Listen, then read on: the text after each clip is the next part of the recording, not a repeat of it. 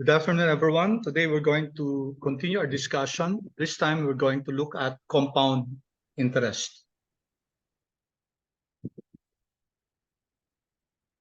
So the objectives for this module is for us to have an appreciation of what compound interest is.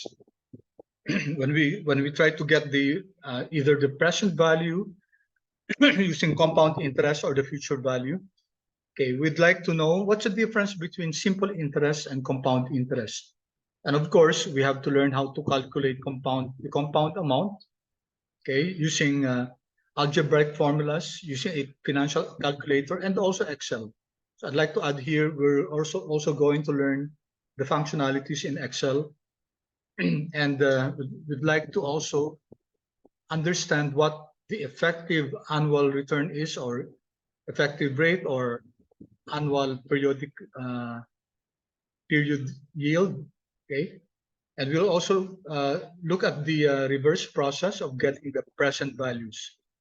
So we're going to look at both compounding and discounting. Compounding is when you get the future value, and discounting is getting the sorry, it's getting the present value. That's discounting. Okay. Okay, so the four basic cash flows related to the time value of money, sorry, medyo nagkakapa ko, no? Is getting the present value of one single amount, or a lump sum, we call it a lump sum, and then also getting the future value of a lump sum, and then getting the present value of an annuity, and then the future value of an annuity. These are cash flows that we're going to consider in this module. Now, let me first give a brief introduction of of this key concept of the time value of money, which we will shortcut to TVM. So TVM, or the time value of money, is a very important fundamental principle in finance. Okay, so it simply refers to that concept that the money available today is worth more than the same amount of money in the future. Now, can anyone tell me why this is so? Why is the principle of the time value of money, which is we would prefer 1 million today? If I ask you, for example, what would you prefer? Getting 1 million today or 1 million in the future? May I have a show of hands, please? Kindly write today or after 1 year. What would you prefer? Getting 1 million today or 1 million after 1 year? Write today or 1 year. Kindly chat, please. So you have 1 year, you have today. Okay, today, today, 1 year. Okay, today. All right, so okay, mostly you have mostly the students answered today. There were some who answered 1 year. So let me ask, who was the first one? Rian, why did you answer today? Sir, kasi yung 1 million next year, hindi na po siya like, parang the 1 million right now holds greater value than the one next year because money depreciates po. Unless money depreciates, okay.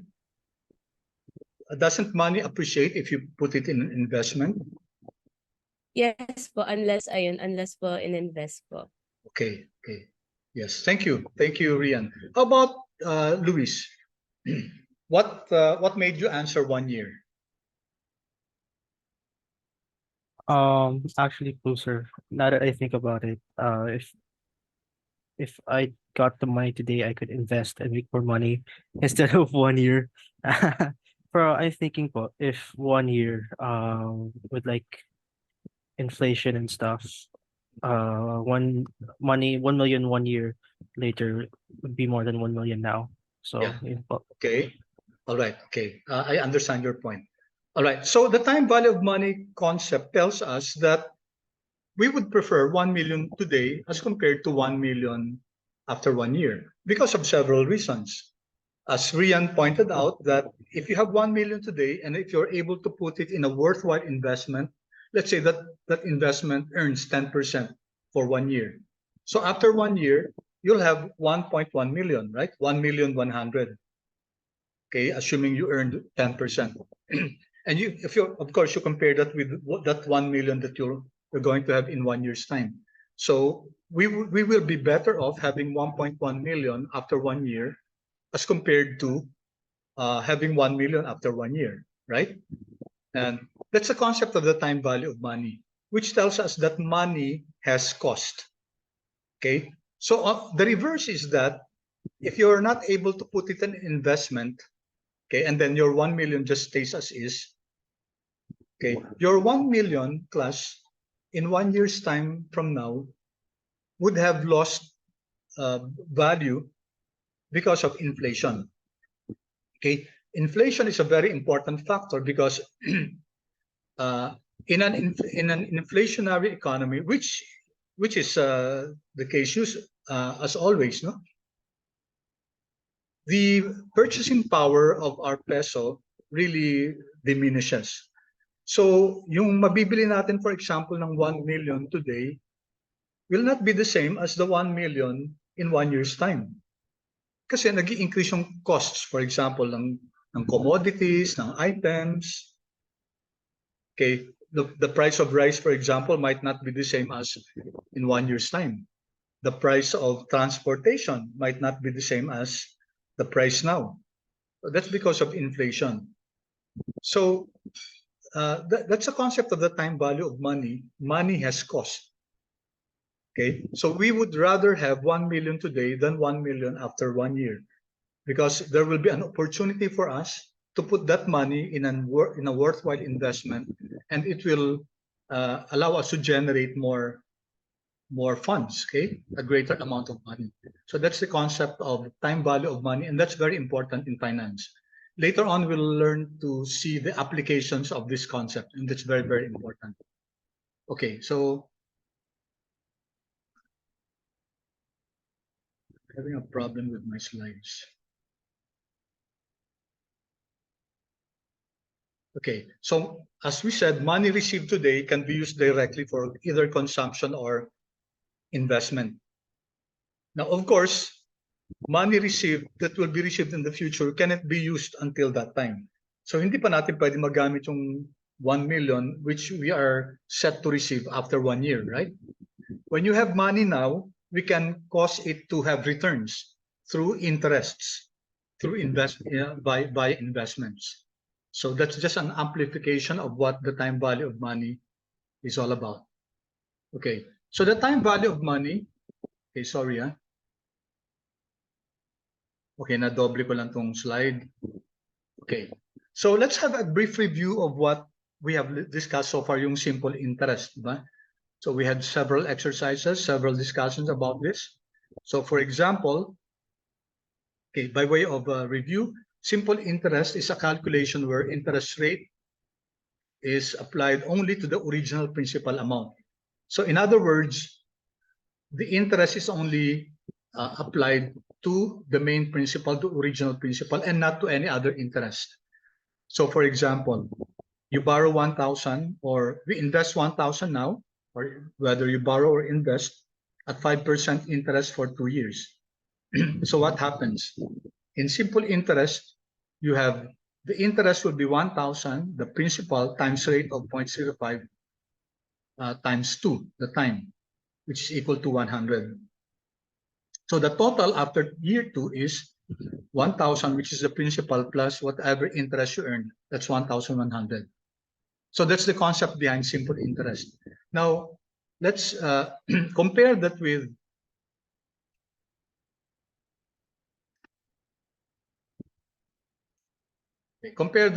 compound interest. So in compound interest, the difference between this one and simple interest is that the interest earned in one period is added to the principal for the next period. Okay, and then in the next period, not only the principal will earn interest, but also the principal plus the interest that have been added to it. Okay. In other words, nagko-cumulate siya, nagko-compound siya. No? So, unlike simple interest, the interest natin for the whole period, naka-base lang dun sa principal natin. In compound interest, so you have first the principal, and then for the first period, mag-earn ng interest. Yung interest na yun, idadagdag sa principal. So for the next period, ang mag-earn ngayon ng interest is not only the principal, but also the principal plus the interest that have accumulated. Okay? So, ang sabi nga natin dito, and the interest for the next period is calculated on the new principal. So what's the new principal? It's the original principal plus whatever interest has been earned. So this is called compound interest. So this process repeats. So kunyari 5 years yan, 5 years yan na nadadagdagan yung principal, nag-adjust yung principal every year. Kunyari yearly yung pag-compute, no? So now, what happens is that your interest will be earning interest. Unlike simple interest, ang principal lang ang nag-earn ng interest. Pag compound interest, both the principal and the interest will earn interest. Okay, same thing, no? You invest 1,000 at 5% for 2 years. So let's see the difference between simple interest and compound interest. So dito, for the first year, mag-i-incur tayo ng 5% interest, di ba? So that's 1,000 times 5% times 1. Okay, kasi 1 year lang, no? PRT lang to, PRT. Okay, so itong 50 na to, this is the interest for year 1. Now going to the second period, okay, we're going to add now, yung new principal natin is the 1,000 principal plus whatever interest was earned dun sa first period. Di ba, nag-earn tayo ng 50. No? We earned 50, therefore, okay, ang bagong principal natin will be the original principal plus whatever interest was earned. Okay, so it now becomes 1,050. Now, in the next period, ito na yung mag-earn ng interest. Okay, 1,050 na. Unlike pag simple interest, yung 1,000 ang lagi ang mag-earn ng interest all throughout the term. Okay, ito nagbabago yung interest. Nagbabago yung interest kasi nagbabago yung principal.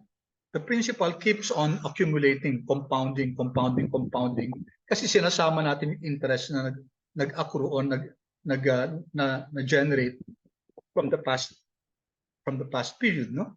So now the interest for year 2 will be, ito na yung gagamitin natin na basis ng principal, 1,050. So times 5% times 1, kasi 1 year lang naman, no, for year 2. So the interest now is 5,250. Okay? So now the total now at the end of year 2 is the new principal 1,050 plus whatever interest was earned. So that's 1,102.5. Now compare that with the simple interest. Magkano lang simple interest natin? 1,100. Ito lang, no? As compared to this one. Well, you might say, ang liit naman yan, 250 lang. O kasi ang maliit lang yung ano natin, principal natin. But what if you're talking of billions? Ay, ibang usapan na yun, di ba? So, the difference between your compound interest and simple interest will be more highlighted if you have based on the principal. No? The higher the principal, the higher will be the difference. Also the interest rate. The higher the interest rate, the higher will be the difference between compound and simple. And also the term. The longer the investment period is, the bigger will be the difference between your compound and simple interest. Okay, so yung tatlong factors yan, class, they will play a part in determining the difference between your simple interest and compound interest. First is the principal. The higher, the bigger the principal, the bigger will be the difference.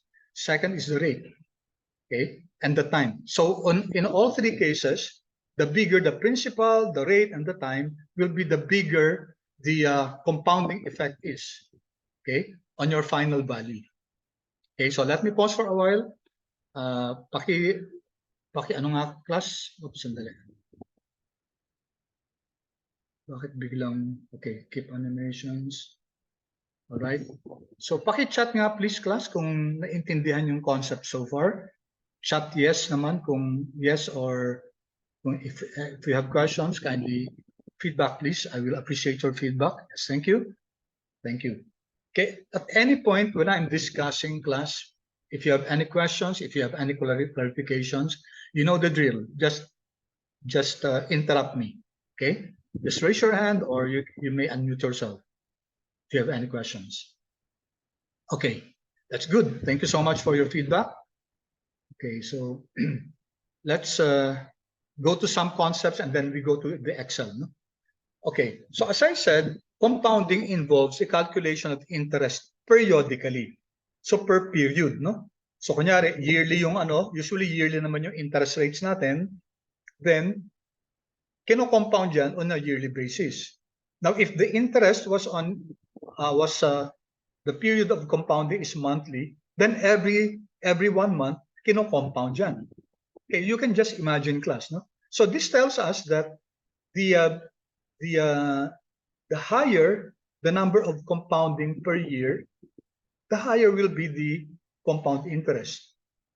Okay, kunyari, sino mas gugustuhin natin? Monthly compounding or yearly compounding? From the perspective of a investor, sino mas maganda? Monthly compounding or yearly compounding? So, paki-chat nga, class. Ano mas gusto nyo? Monthly compounding or yearly compounding? Okay, thank you, Rian. How about the others, please? Monthly, yeah, monthly. Yeah, that's good. Yeah, you're correct, no? You're correct. Kasi nga, class, yung compound interest is a function of the number of times you're compounding. If it's annual, once a year ka lang magko-compound. Kung monthly siya, monthly ka magko-compound. So the more periods you're compounding, the higher will be your compound interest. And we'll show this by way of computation. Makikita natin na this is really so. No? So kung investor ka talaga, mas gusto mo yung ang compounding really mas malaki yung number of periods. Pero pag ikaw yung humihiram, okay, mas gusto mo yung mas lower yung number of compounding. Mas gugustuhin mo ang compounding yearly. Okay? You do not want to borrow na ang compounding daily, class, or weekly. Oh, papatayin kasi interest nun kung weekly yung take note, no? Take note, class. Later on, or maybe now you have credit cards, no? Or later on you'll have your own credit cards if you so wish to make use of that. Take note, credit cards charge monthly compounding ng interest. Yun. So, yun na lang. Isipin nyo, ha? Gagamitin yung plastic cards, and then if you're going to use it and you're not very judicious in using credit cards, sasabihin mo, okay, sige, di bali na, next month na lang ako magbabayad o next month na lang. Okay lang naman magkaroon ng financing charges. That's not a good practice, no? Kasi tandaan nyo, ang banks or credit card companies charge interest on a monthly basis. Okay, so ano ibig sabihin nun? Alam na natin yung concept ng ng compound interest. So pag nag-interest siya this month, tapos hindi ka pa nagbayad ulit, yung interest mo, magkaka-interest pa yan. So interest upon interest upon interest. Okay, so just be conscious of that, yung concept ng compound interest. Okay, and then in this module, we're going to learn the concept of getting the future value and also the present value. And we're going to use this. We're going to use a calculator and then also Excel. So both para pareho nyong alam, no? Kung gagamitin yung calculator o gagamitin Excel. Sa kasi sa finals nyo, kasi departmental yun, calculator yung gagamitin. So you have to be very familiar with the use of both. In real life, sa practice class, unless you're using a very powerful financial calculator, usually hindi nagamit yun. If you have naman your laptop, Excel is housed there, madaling makakagawa tayo ng, later on we're going to learn how to replicate the amortization table that's given by FDNBUSF, no? Home Mutual Defense Fund, yung pag-ibig kung tawagin natin.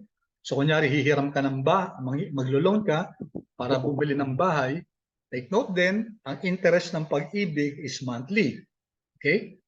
monthly compounding yan. So, pag ganyan, pag naglo-loan ka, and kahit anong loan, car or real property, whether it's a car or a house, take note that it's always computed on a monthly basis.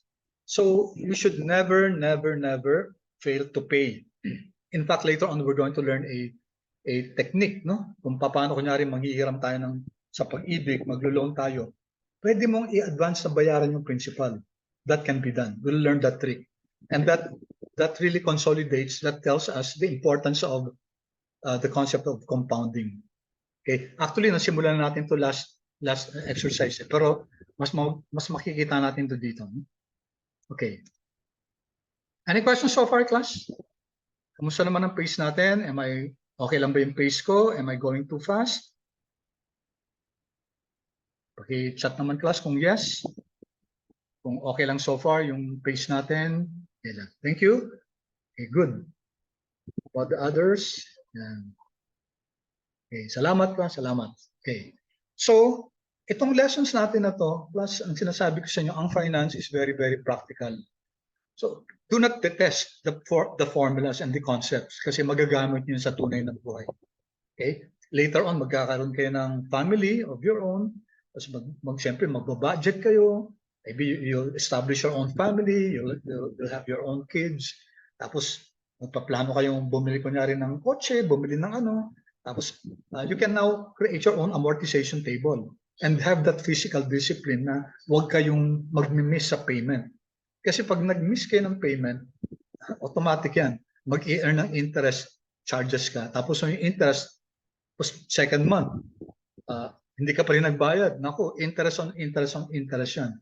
Kaya maraming tao, lalo sa States, no, nalulugmok talaga sa utang. Kasi ang dami-dami nilang credit cards. Makikita nyo dati yung isang tao, 20 credit cards. No? So, ang ginagawa niya, sige, gamit lang ng gamit. Ano mangyayari pag hindi nakakabayad? Interest sa dami-daming credit cards. So walang fiscal discipline. Okay? So that's very important. That's an important concept in finance na talagang importante natin matutunan sa buhay. No? So ito yung pinag-uusapan natin, hindi lang to importante sa subject na to. It's important sa tunay na buhay. Okay, so ito yung sinasabi natin na compounding terms which we're going to learn how to compute. Maybe not today, but maybe sa face-to-face natin. Compounding annually, pag sinabi natin annual compounding lang, one time a year lang yung kino-compound yung interest. Pag semi-annual, 2 times a year. Ito yung sinasabi ko, yung pag monthly, 12 times a year. So usually, yung mga loans ganyan. Pag ginamit mo yung credit card, pag mag-loan ka sa mga bank para bumili ng asset like cars, etc. Yan, lahat yan, monthly yan. May weekly compounding din. I haven't encountered may mga yung maliliit na lending, ang compounding nila weekly, no? So imagine. Usually naman pag ganyan, maliliit lang yung mga pinapahiram. Okay, para yung interest din, maliit lang din. And then of course, meron tayong daily compounding. Meron ding quote-unquote infinite compounding. We'll discuss that as we go along. Okay. All right. So tingnan niyo to class, no? This is an example of the difference between annual compounding and compounding interest and simple interest. So nagsimula dito ng 100,000. Okay? After 20 years, so hindi ko nalagay yung rate dito, no? But we can compute for that. Kasi di ba ang ano natin, sige class, exercise, alam na natin kasi itong simple interest di ba? Ano yung rate na ginamit dito? Okay, I'll give you 1 minute to compute for the rate. Kaya niya, class. Alam natin meron tayong T is equal to 20. So what interest rate was used here?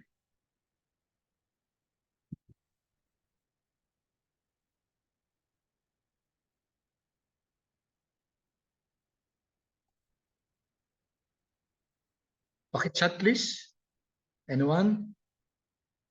Sana lahat mag-chat, no? Everybody please chat kung ano yung nakuha nyo answer kasi discuss natin. What was the interest rate used here? Meron tayong initial value na 100, tapos after 20 years, naging 240 siya.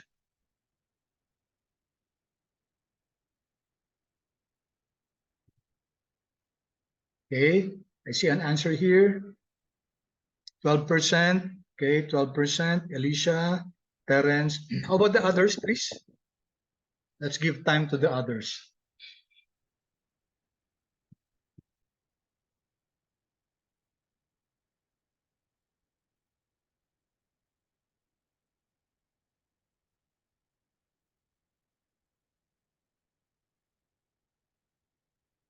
%12 din si Sydney. Okay. Waiting for the others. Okay. Sept. Ganun din.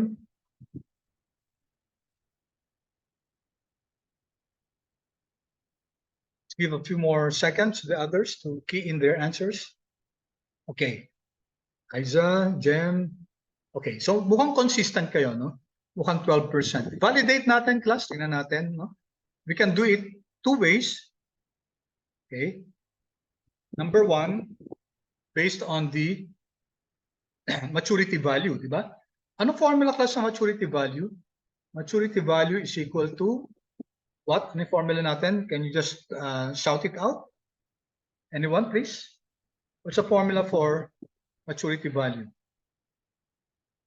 Di ba kasi ano yan? Sige, ano ko na lang. Di ba principal plus interest yan, di ba? And this is equal to principal. What's interest, class? What's the formula for interest? Anyone? Okay, Terence, yes? Ayun, actually yun na, no? Sige, tama. The formula is T times R times T. Yes, correct. Thank you. That's good. So the formula for interest is P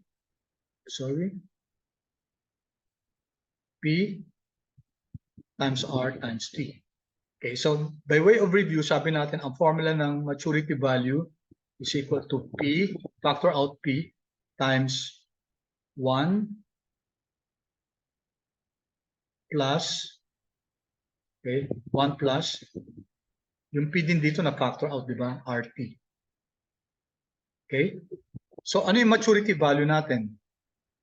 240. Okay, I'll just drop the hundreds. No? 240 is equal to, ano yung present value natin? Principal natin is 100, di ba? 100 times 1 plus R times T. 20, alam natin na 20. Okay, anyway, sulat ko muna. So we transpose this, magiging 240 divided by 100. So that becomes 2.4 is equal to 1 plus RT is 20. 20 times R. Right? So this becomes 2.4. Transpose natin to. Diba? Magiging 2.4 minus 1, magiging 1.4. Right? 2.4 minus 1 magiging 1.4 is equal to 20 times R. So you divide everything by 20 para ma-cancel yung 20 dito. So what's 0.4 divided by 20? What's 1.4 divided by 20, class? It is okay, 0.07, no? So the interest is, ba't naging 12% kayo?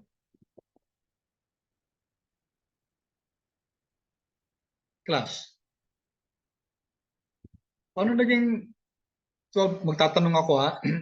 Explore natin yun, kasi that's a room for us to to understand why you got 12%. Sige, let me call on yung first one. Sige. Si Alicia, could you kindly share bakit naging 12% yung answer? Kasi lahat kayo 12% eh. Okay, yes, Alicia. We got 12% po because siguro we forgot to use the formula ng maturity value. We So anong formula yung ginamit mo?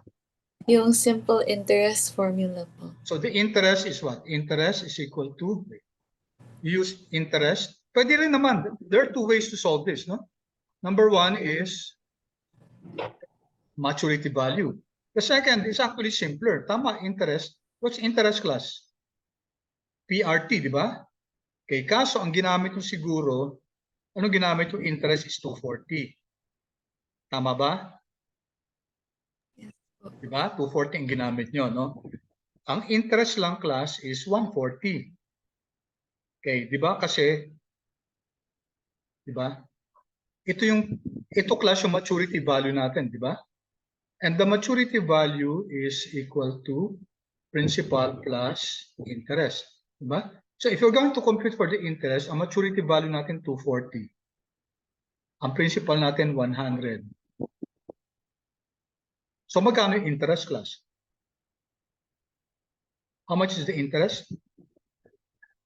Anyone please? How much is the interest class? Hello? Unmute na lang. Yeah. Yeah, 140. Yeah, thank you, Maki. 140 lang interest. So i-verify natin class, no? So your interest is 140. This is equal to principal is 100 times R times T, which is 20, no? So therefore, we can now compute for R, straight multiplication lahat to, so magiging ano siya? Will become, dito ko lang sulat 140, then divided by 100, divided by 20, is equal to R. Okay, so what's our R class? So that's 1.14 divided by 2, no? So that's 0.07. So the interest is 7%. So take a look at this class. You have an initial amount now, 100,000. If you were using simple interest, that 100,000 using simple interest would have become 240 after 20 years.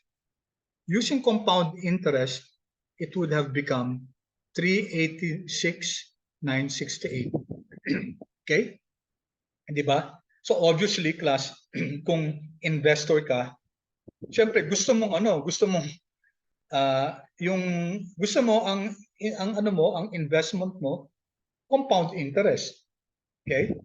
So that's why banks, syempre gusto ng mga banks yan. Kaya syempre pag nagle-lend sila ng pera class, nagpapautang yung mga financing companies, compounding ang ginagamit nila. Walang gumagamit ng simple interest class. Compounding interest. And in fact, sabi nga natin kanina, di ba? Ang compounding pa hindi lang per year. Minsan, per month, di ba? Bakit? Anong objective nila doon? Kasi of course, they will earn more. Of course, on the other hand, ang mga borrowers, mas gusto nila yung lesser compounding annual lang. Pero, bakit kaya nasusunod yung mga banks? Kunyari, sa lending, maglo-loan ka. Loan, for example, to buy a car.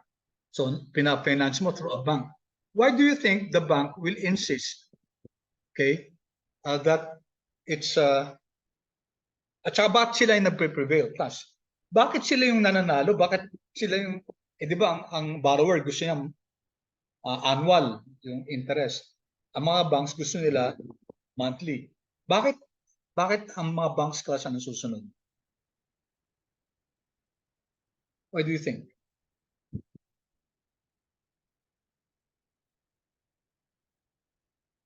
Okay. Yeah. Being the lender, Sophia, what's in it for being the lender? What do you think? Ano lang, yung idea mo lang, Sophia. So, class, when you give an answer, please share to everyone. Sophia, kindly share your answer to everyone. Which is correct. Yung answer mo, tama yan eh.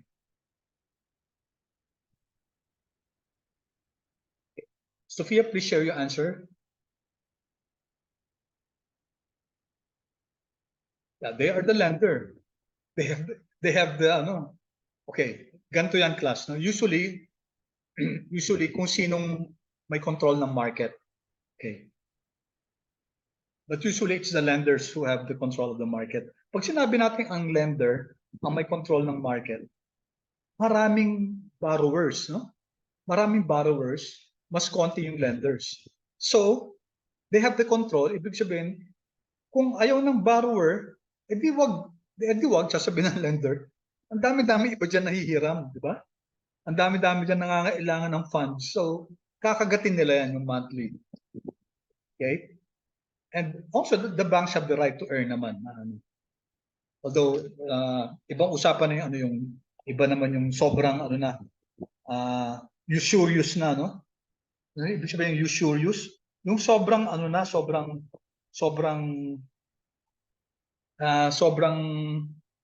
interest, no? Usury na yun eh. Okay, so tama si Sophia, sabi niya, they have the right. Okay, and lenders market pa. Okay, class, you understand what lenders market is? Sabi natin, no? Yung mga lender, mas konti sila, yung mga borrower, ang dami-dami. So, parang nag-aagawan sila sa funds. Okay. So, kung ayaw mo, sabi ni Bank A, if you don't want the terms, monthly interest, monthly payment dapat, hindi, go ahead. Hanap ka na lang ng iba. Okay? So, ganun ang market. So, that's why banks can do that. Kasi lenders market eh. Tsaka siyempre, yung borrower ang nangangailangan. So, tama yung sinabi ng Sofia na may say yung magpapahiram. Okay? Because they also need to protect themselves. And also, there's a reason why mas gusto nilang frequent. Kasi mas nakukuha kagad nila yung cash. Okay? Kasi yung, kunyari, yung babayaran yung principal and interest at the end of the period, at the end of 1 year. Kasi kung monthly yan, monthly may binabawas na principal eh. No? Monthly may dumadagdag na payment. So, mas nakukuha kagad nila ng cash. Okay? And then it goes down, it goes hand in hand with the principle of the time value of money, di ba? Mas gusto natin kagad yung pera nasa kamay natin kaysa yung pera after 1 year pa. So nagtatay up lahat yan class. Yung concept ng time value of money at saka yung compound interest. Okay? Very interesting siya class kasi napaka-practical nitong topic na to. No? Alright. So you can see here the difference. No? 386, 968. Of course, kung investor tayo, gusto natin to.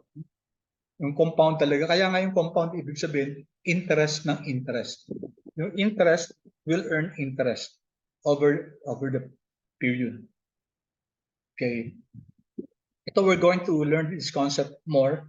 Ito naman yung, sabi natin, di ba, compounding is also a function of time. Okay. You can see here, I will not explain this in detail now. Papakita ko lang sa inyo na example na to si Jack, nag-invest at the age of 25. Nag-invest siya ng 20,000 every year for the next 10 years. Okay? So at the age of, after 10 years ang mag-invest, no? Yung 20,000 niya, naging 295,672 na. Okay, we will learn how to compute for that, itong annuity na to. No? Then after that, class, after that, wala na siyang dinadagdag. No? Nag-compound, itong pera na to, nagko-compound na lang. Ibig sabihin, every year, itong 295 na yan, nag-grow yan. Okay? And then it earns interest, and then the interest earns interest din. So, nung matapos na siya at age 35, tapos, for 30 years, andun lang yung pera. No? Andun lang. Compounded annually. At the age of 65, after 30 years, ito na yung pera niya.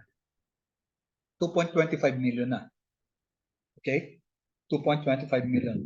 So, sa mga activities natin, aalamin natin kung ano yung interest rate yan. Isa sa dapat alam natin yan. Tapos yung isa naman si Jill, nag-start siya lang mag-invest at age of 35. Yan. At age of 35. No? Tapos every year, ano nangyayari?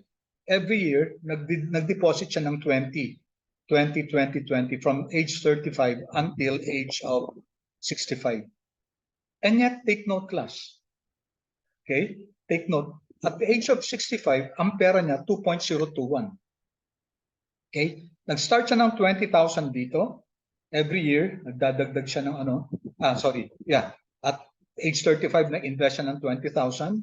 Then 2020, every year, no? Every year for the next 30 years. And then her money became 20,021. Mas malaki pa yung pera ni no? Ni Jack, kahit hindi na siya naglalagay ng pera dito from age 35 to age 65. You know why? Because of the power of compounding. And take note, class, yung principal dito ni Jack, 295,672.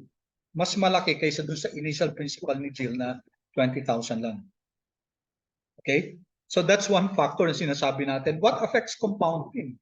Yung principal.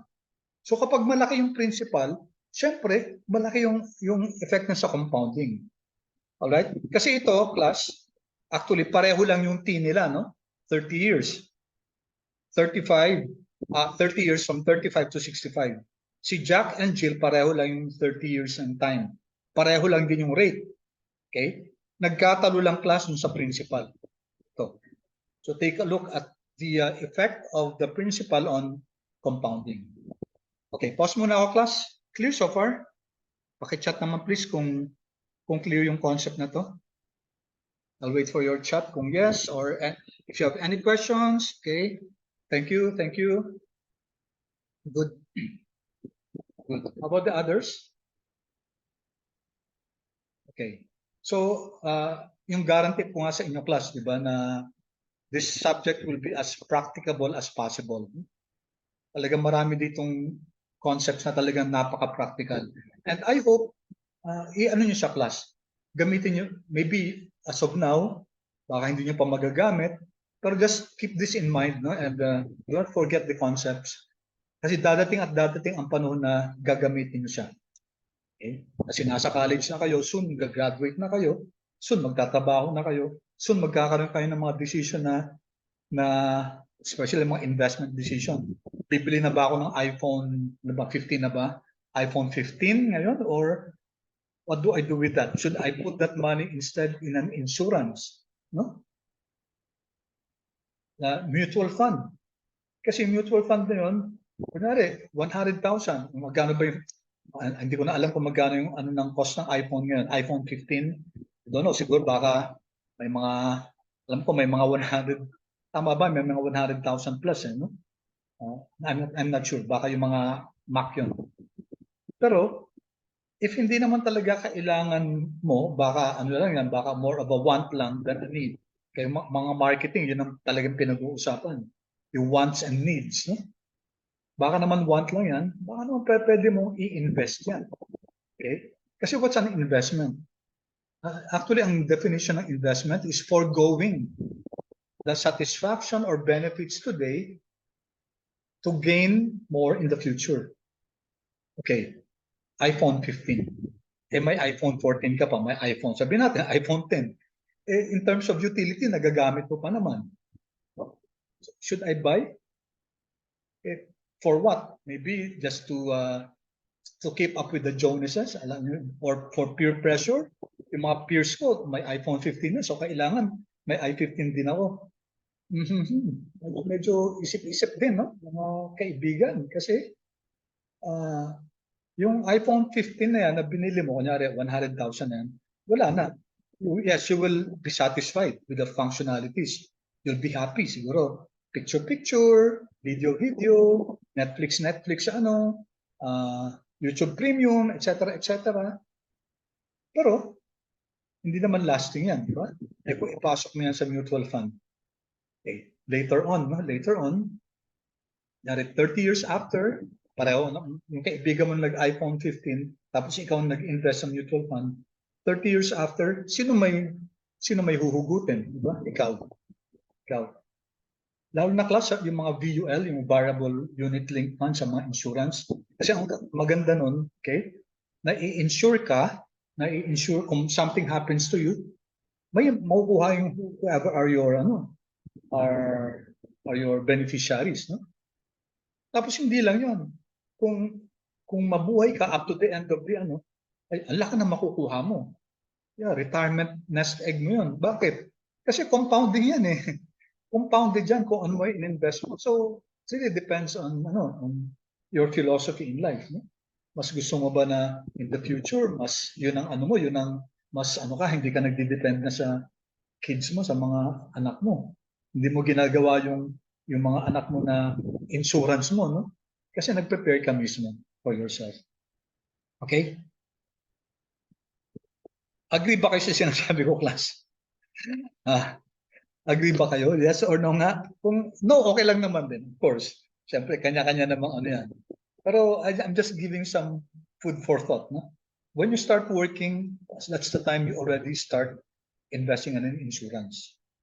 Tapos yan, usually insurance, every either quarterly or monthly or annually, nagdi-deposit ka. Nag-ano ka. Investment mo yan sa sarili mo. Okay, you also protect yourself and ang beneficiary mo, parents mo, they also stand to benefit if something happens. Of course, nothing would. But, life naman, hindi natin masasabi kung ano mangyayari. Okay? So, if you go to the cemetery, di ba, ano makikita mo? Mga mga puntod lang matatanda? Hindi. May mga bata, may mga binata, may mga young age. Life, death is no respecter of persons. Walang pinipili yan. So,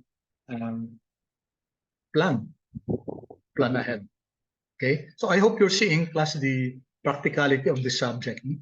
Napakaganda ng subject na investment talaga. Okay. Alright, so let's move on. Okay, dito na tayo sa, okay. So may example lang ako, very quick example. Okay, ito yung sinasabi natin na kailangan natin yung number of periods and then the rate. So, same example lang to ng kanina but taken at a different perspective. If you compounded 1 peso for 4 years at 8% annually, semi-annually or quarterly, what is N and what is I? Okay, so pag annually, ang periods ng 4 years is 4. Pag semi-annual, okay, kung ilang beses tayong magbabayad or makakakuha, yun ang number of periods. Okay? Kasi pag semi-annual, 2 periods per year. Okay? So kung 4 years ka, ilang periods yun? 2 times 4. Pag quarterly naman, okay? Since 4 years tayo, tapos quarterly, pag quarterly kasi 4 times a year, so 4 times 4, 16. Ito yung sinasabi ko na kasi mas maraming beses kinocompute yung interest pag quarterly compared to annually. Okay. Ang mangyayari niyan, mas malaki yung compound value natin pag quarterly. Okay? Alright, and then the rate, ano mangyayari sa rate? Okay? Sa rate, ang mangyayari, pag annually, ang rate natin, 0.08 kasi 8%. No? Kapag semi-annually, dinidivide natin yung 8% by the number of periods per year. Kasi semi-annual 2 times a year, di ba? Therefore, pag nagko-compute tayo ng interest, it will only be 8% divided by 2. Okay, pag quarterly naman, it would be 8% divided by 4. So the interest per period will be 2%. Okay, we'll discuss that more in greater detail. Okay. So, again, this is another example. So, sige, ilang minutes pa ba ako? I'm checking the time. Okay, meron pa, no? Matagal pa. So let's just have another example. This is just to reinforce what we discussed a while ago. So si Ann daw nag-deposit ng 80 pesos. Napakaliit lang ng ng example natin. This is more for the theory. 80 pesos, 4 years siya, annual interest 8%. So kuhang-kuha natin kung paano natin makukuha yung interest at saka annual maturity value. Interest is simply PRT. So that's 80 times rate of 8% times time of 4 years. That's 25.06. So therefore, ang maturity value natin, it will just add the principal, which is 80, plus the interest at 25.06. Ito yung natin. Ito yung maturity value. Now, let's take a look at pag-compound naman. Ano mangyayari pag-compound? Okay? So since ang compounding niya annually, so 4 na beses magko-compute ng interest. Kasi 4 years, 4 years siya, tapos every year, nagko-compute ng interest. Unlike dun sa simple interest, isang beses lang. Isang beses lang tayo magko-compute ng interest. So let's take a look at this. Sa first year, no? So ito yung 80 na principal times the rate of 0.8 times time is 1 year, diba? So times 1 yan. So that will be 6.4. Tapos i-add natin yung principal dyan, which is 80. Ngayon, ang magiging bagong principal natin at the end of the first period, 86.4 na. So pasok ang second period. Ang gagamitin na ngayon na principal is 86.4, hindi yung 80. No? So 86.4 times once again, multiply that 8% times 1. Bakit times 1? Kasi we're just looking at the second period, 1 year lang yun. So it's now equal to 6.912. Okay, tingnan nyo class ha. Yung interest ngayon ng second period, mas malaki kaysa sa interest ng first period, di ba? 6.912 na to. Yung unang period, 6.4. Bakit ganon? Iisa lang naman yung rate, 8% lang. Kasi nabago na yung principal. Okay? That's why you now have a higher interest. Bakit? Your principal is now higher. Diba sabi natin yung compound value, yung interest value is a function of the principal. The higher the principal, of course, the higher will be the interest. So, yung 6.921 yan, i-add natin sa beginning principal, itong 86.4, which is now 93.312. So this will now become the basis for your new interest sa third period. So 93.31, again, times 8%. Again, tumaas na naman yung interest. In-add na naman natin yung new principal. So we now have this one, 100.78. Okay, this now becomes the new principal times once again multiplied by 8%. We have now a higher interest, 8.06. I-add ulit natin yung beginning principal. Ito na class yung maturity value natin. Okay? Now, if you compare that kanina, di ba? Ano yung maturity value natin kanina? 105.6. Okay? 105.6, that's principal times rate times time. While this one is, so 105.6 vis-a-vis 108.83. Okay? So, mas malaki talaga yung compounding interest. Okay, then again, let me say that you might consider that to be negligible kasi konting-konti lang yan. Siyempre, kasi 80 pesos lang naman tinignan natin eh. Okay, if that was in millions, of course, mamamagnify talaga yan. Okay? Clear so far, class, again? Any questions? Okay, chat nga, please. I'll give these slides to you. Okay, good. Thank you. Thank you, class, thank you for your feedback. Okay. All right. Let me see.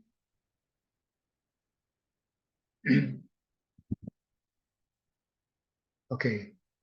Ano lang to, yung pareho lang discussion yan. Okay, pareho lang to. Okay, so let's now go to, this time, let's go to Excel. Pakibuksan yung Excel file na sinare ko sa inyo. So, PBM, time value of money, okay, present value, future value, annuity. Okay. Here, we're going to use both calculator and Excel. You have to be knowledgeable about that. Kasi, syempre, sa tunay na buhay, syempre, mas maganda Excel na gagamitin nyo kasi mabilis, no? So, very practical and very efficient. Since you're students of FDNBUSF, MBA, no? And F pala, and sa final show or sa mga exam class, may mga exercise tayo sa classroom, gagamit talaga tayo ng calculator. No? So, you'll have to learn both. Okay, so let's take a look at this. We're now going to learn how to compute for your future value, yung compound value natin, for using compound interest. Okay, so the formula to compute for your future value, ang tawag natin, this is the compounded value. Ang formula natin to compute for the future value is equal to whatever your principal is, or we call this the present value, times the factor 1 plus R And this time, ang kaiba niya, ang simple interest kasi, di ba? Bali, principal times plus PRT, di ba? P times R times T. Ito naman, it will be raised to the power T. Sorry. Raised to the T. So, hindi siya times T. Raised to the T. Yan ang compounding natin, class. Naka-exponentiate siya. Okay? So, this is called compound factor. Ang tawag dyan, compound factor. Ito. So, you have your principal or your present value multiplied by your compound factor to get your future value. Okay. So, let's have an example. Your present value, the principal is 10,000. You're going to invest this in 20 years, no? At a rate of 12%. Okay. So, let's use this formula, okay, to compute for your future value. FV is equal to P times quantity 1 plus R raised to the T. Okay. Could you kindly shot, please, kung ano yung nakuha niyong answer? What did you get? What's the future value?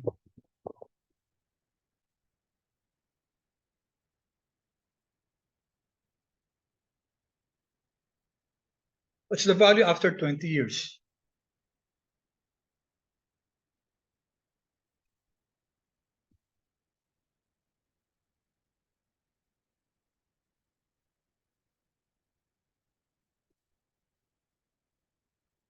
Okay, thank you. Seth? Seth, sige. Yung mga ganitong questions, class, okay, tama, na i-direct nyo muna sa akin, no? Para hindi mo na makikita ng classmates nyo. So, si Seth may binigay na answer. Okay, let's see the others kung anong answer sila.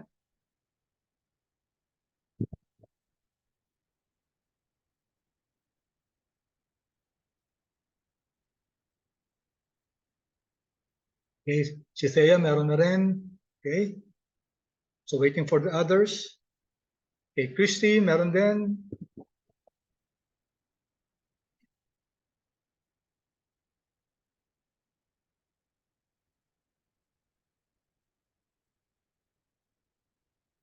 So, every time nga pala class, nagpe-face-to-face tayo, please always bring your calculator.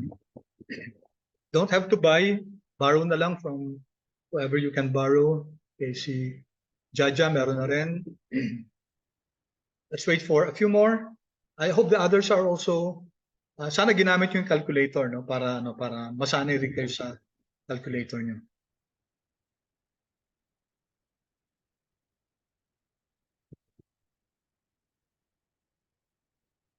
Okay, Sophia meron din. Okay. Okay, let's wait for a few more answers and then let's discuss. Okay, Sydney, yes.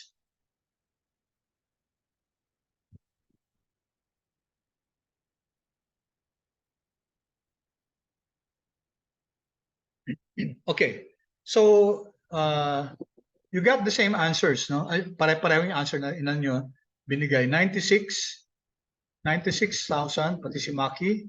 Thank you. Rian, Stephanie, yes, nakahabol, no? Salamat, class, no? I appreciate your Jasmine, yeah, thank you. Yeah, all of you got the same answer, no? Pare-pareho kayo. Elisha din, salamat. And your answer is 96462.93. Okay, so let's check. Okay, I'm going to use Excel na lang to ano. So let's use I'm going to use Excel as a calculator. No? So ang formula FV is equal to PV times 1 plus R to the T. So let me use this. Lakihan ko lang yung... So this is equal to, by the formula sa Excel lang dito. So this is the present value, no? B7. I won't give any names anymore na muna, no? Times, so ano yung natin, this compound factor.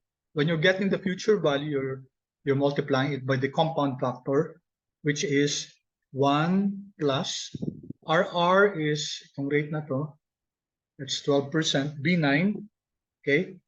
And then how do you raise a power in Excel? Pakichat nga please. Raise to the 20 to. How do you raise a certain power in Excel? Anyone?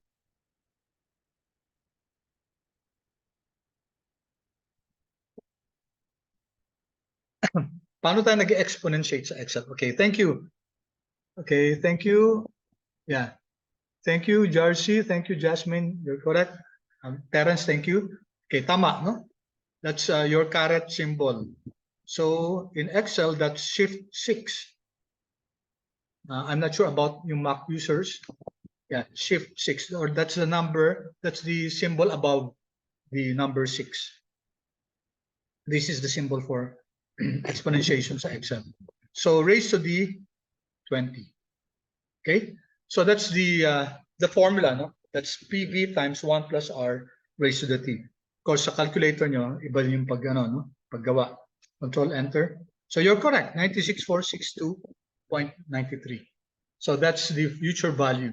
So your 10,000, if you invest it in an instrument that earns 12%, compounded annually, okay, and then you have 20 years yan, it would be 96,462 at the end of 20 years. Okay, so how about this one, class? This one, paano naman kung 30 years or 40 years?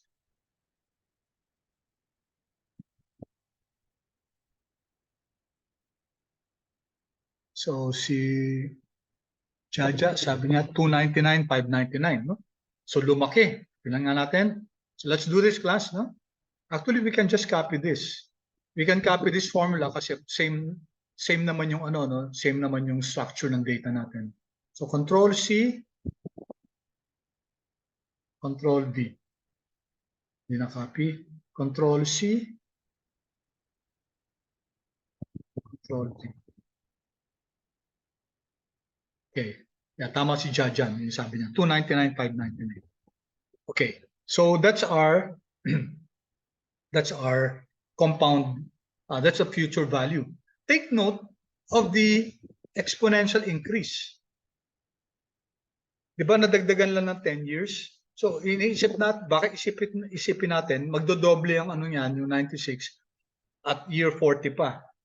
Kasi it took us 20 years to get 96,462, di ba? You might be thinking na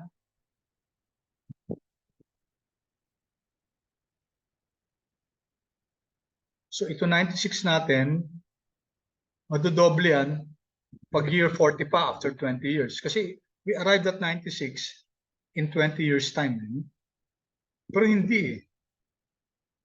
After 10 years lang, madagdagan ng 10 years, at in 30 years time, yung 10,000 natin, naging 299 na. You can see the difference. No? And in fact, how about pag 40 years, class? What value do we get? Okay, thank you for your answers. Wow, yan. Thank you, Alicia. Thank you, Stephanie. Yeah, very good. So, sinasabi nila dito na 930,000, di ba? Let me just, okay, may nagsagot pa. Okay, thank you. Sophia and Jarcy. Hindi ko pa nasusolve to, no? But I think you're correct. So let me go here. I'll just copy the formula. Control C and Control V. Yeah. Take a look at this class, di ba? Nag-additional lang ng 10 years. Oh, times 3 na yung in-increase more than times 3. Right?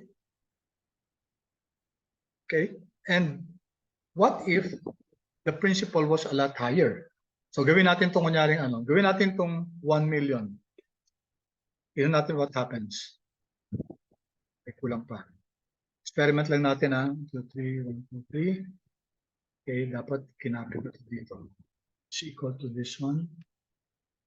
And is equal to this one.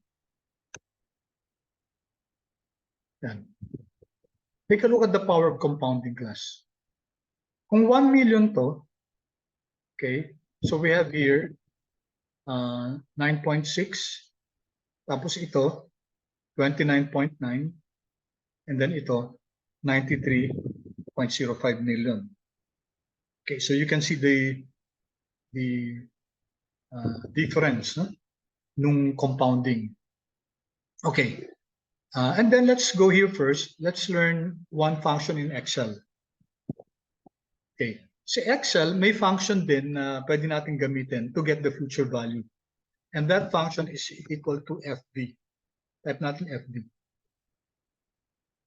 Okay, so as I said, in this subject, we're going to shoot 2 birds with 1 stone. Strictly speaking, ang requirement lang natin, calculator. Pero ang pinag-uusapan ko dito, ang gusto kong makuha natin dito, yung life skills na gagamitin natin later on in life. And I assume that you'll still be using computers in the future. So gagamitin yung computer kaysa calculator. Then, at least alam natin, class, kung paano gagamitin si Excel. Okay, so FD, ano sabi dito, class? What is this function?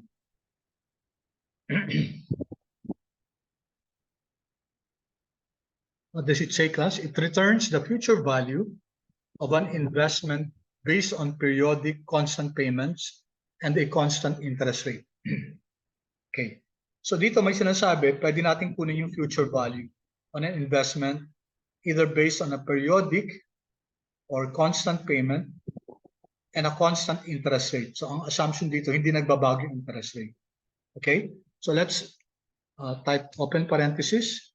And then meron tayo ditong 1, 2, 3, 4, 5, 6 parameters. No?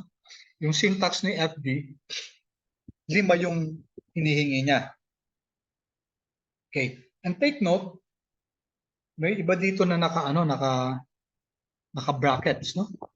Could you tell me what those in the brackets indicate? Pinari yung PV na yan, naka-bracket siya. Pati yung type, naka-bracket. Ano ibig sabihin niyan, class? Anyone? Have you encountered that, class? Okay, sige. Chat na lang yes or no kung na-encounter nyo na yun. Yung brackets na yun, class. Kindly chat please yes or no if you have encountered that. Ano ibig sabihin ng naka-brackets na yun?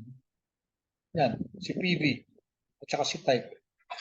Kindly chat please yes if you have encountered it or no.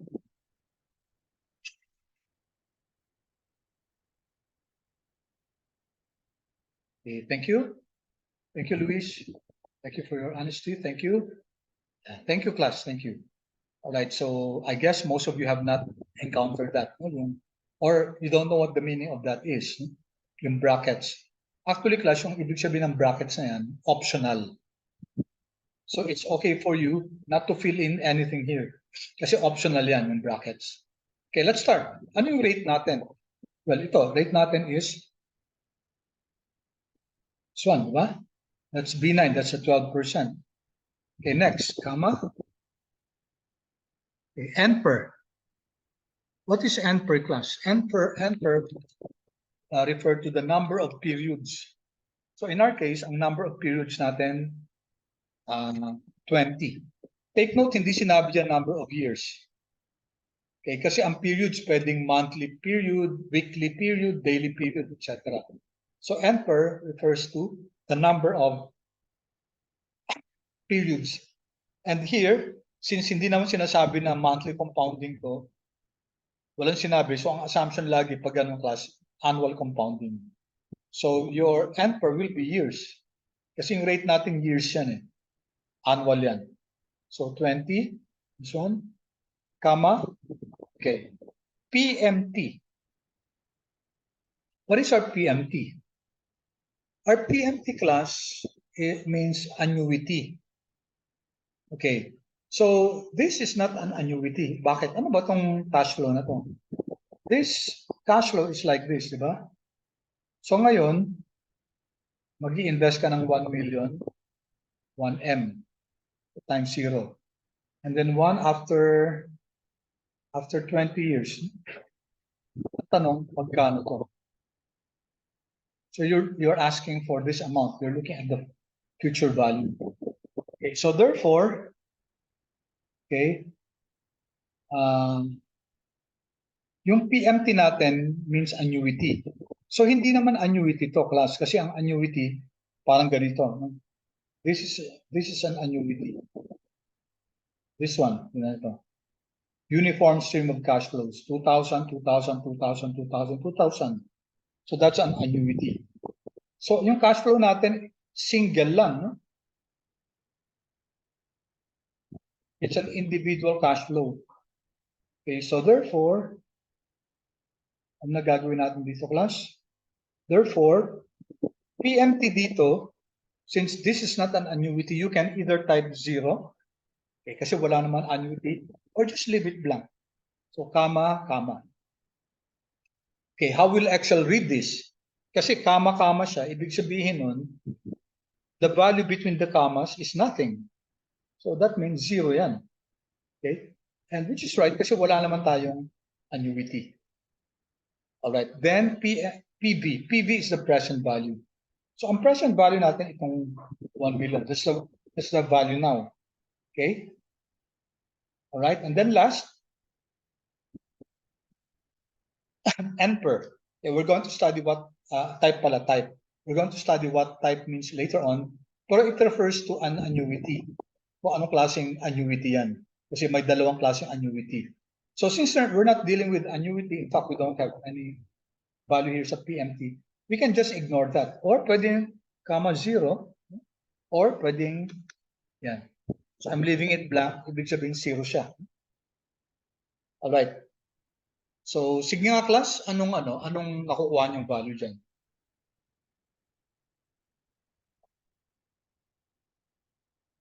Is it the same as the value a while ago? Can you chat please? If you got the same answer as the formula-based output natin. Okay. All right. Yeah, good, good. Thank you for those who have been actively answering. But I noticed that there are some of you who don't respond. So sana mag-respond. Sana mag-respond kayo. No? Ibig sabihin nun, sumusunod kayo sa lesson natin. Okay. All right. So Control Enter. Okay. Now, why do we have a negative value here? Why do we have a negative value? Negative value tayo, class, kasi Excel is very particular about the direction of the cash flow. Ano ibig sabihin ng direction of the cash flow? Kung cash inflow or cash outflow. Okay, dito, class, ang sabi natin, ang present value natin is 1 million. So positive yan. Ano ibig sabihin ng class? What does that mean? Kung positive yung cash flow natin na yan. Class, ano ibig sabihin ng positive? Positive means, pili kayo class. Is it a cash inflow or a cash outflow? Paki-chat nga please kung anong nyo. Either I or O lang. Sige. Type I or O. Okay. All right. Good. Good. Thank you. Yeah, you're correct. It's an inflow kasi positive eh. Okay, yes, thank you. Thank you for those who answered. All of you are correct. It's an inflow. So, kung inflow class yung sa simula ng ng investment na to, what should be the outflow? Dapat negative. Kasi in any transaction, dapat may papasok at saka may palabas. No? So dito, so here, positive yung cash flow. Most likely, nag-loan to. Yung transaction na to. Nag-loan siya. Kaya may positive na 1 million na pumasok. So nangutang ng 1 million. So after 20 years, okay, magkano babayaran niya? 9.65 million. Okay, assuming na walang payment, hindi nagma-monthly payment or semi-annual payment. Okay? Clear yung concept ng class? Positive dito sa present value. Therefore, sa future value, negative. Kasi syempre, transaction yun ng either inflow or outflow. If I make this negative, okay, ibig sabihin maglalabas ako ng pera. Okay, let's put negative there, class. What happens? Okay, yung answer natin positive. Negative, ibig sabihin nun, naglabas tayo ng pera. Nag-invest tayo. After 20 years, makukuha natin yun. Positive. Input. This one? What? Or this one, the formula? What do you mean by input? FD, okay, yung formula. This one, okay, the formula, FD.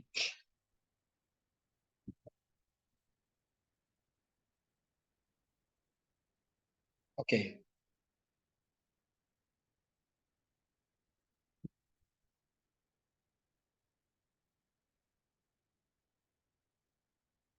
All right, I hope you got it, Terence, no?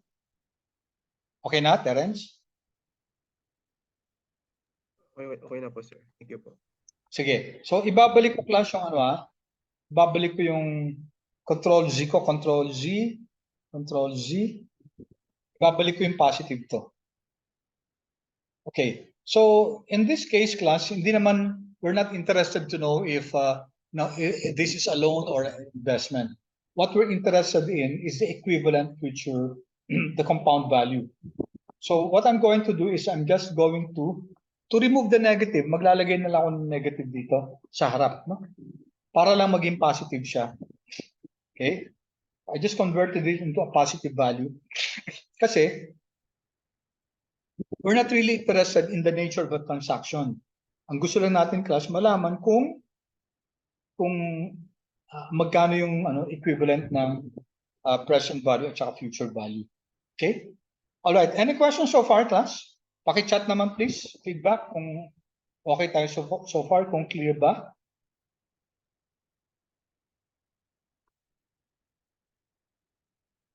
Okay, thank you. Okay, thank you. Yeah, good. Questions clear? Okay.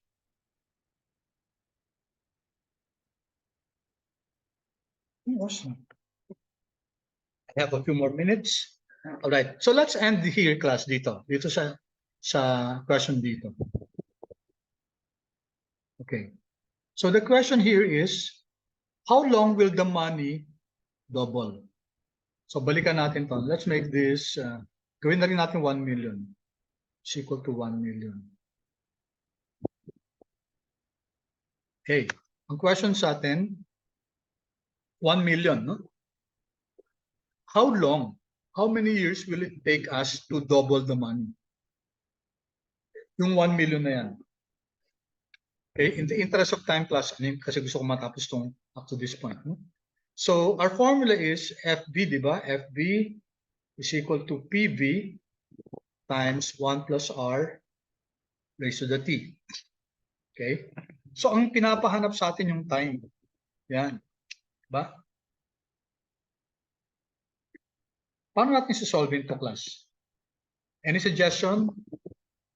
What did you learn in your algebra? Naka-exponent to eh. Paano natin masosolve to? Any suggestion, class?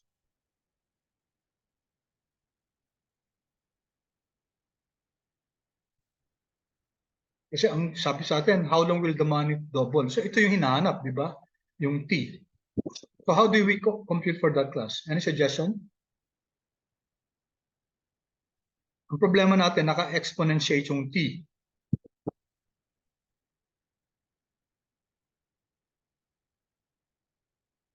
No suggestion, class? Okay, it's a few minutes, konting ano na lang, advance yung ano ko ng 1 minute eh. So 1 minute na lang, no? Okay. So anyone, please? Wala. Okay? So sige, sagutin ko na to, no? So what we do is, siyempre, we will put on the other side yung other factors. So first yung PV, ilagay natin dito. So this becomes FB over PV, di ba? Is equal to 1 plus R raised to the T. Ngayon, itong T paano? So the technique here is to get the log. So log, what you do on one side, you do on the other side. Log of FB over PV is equal to, what did you learn in your log, class? What did you learn in your log? Log of 1 plus R raised to the T is equal to what? Pag nag-log tayo niyan, class, yung T natin, it will go down. Okay, so ano ko. So we can put your T down here times log of 1 plus R. There, no? Diba?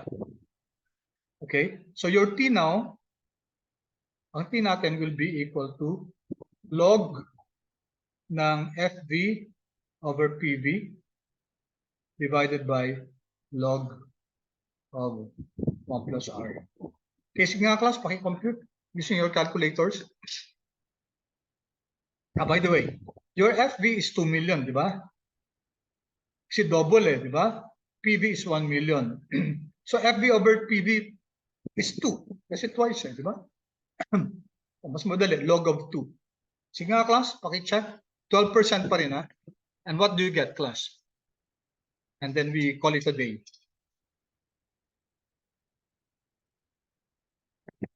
I hope many will answer, class.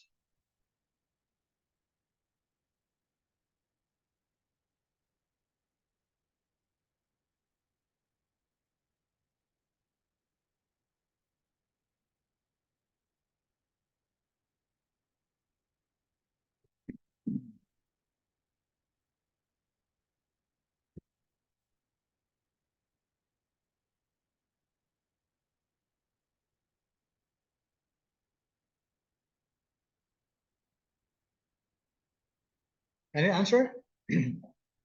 Ano yung T natin? How long? So log of 2 divided by log of 1.12. Simple lang, class. R is 0.12, di ba? So log of 2 divided by log of 1.12. What's the answer?